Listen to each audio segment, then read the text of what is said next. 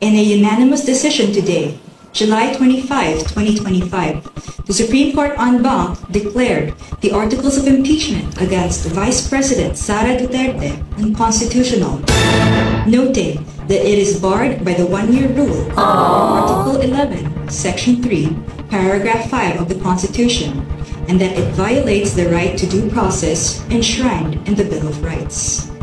Therefore, the Senate could not acquire jurisdiction over the impeachment proceedings.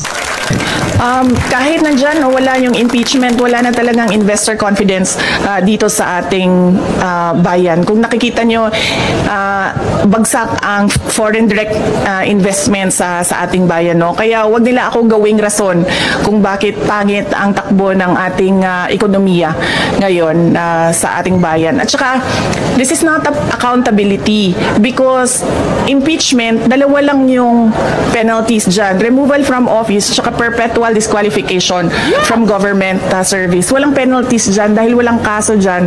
Ang impeachment ay removal process ng isang impeachable officers. Kung gusto talaga nila ng accountability, ay mag-file ng mga kaso dyan sa mga korte.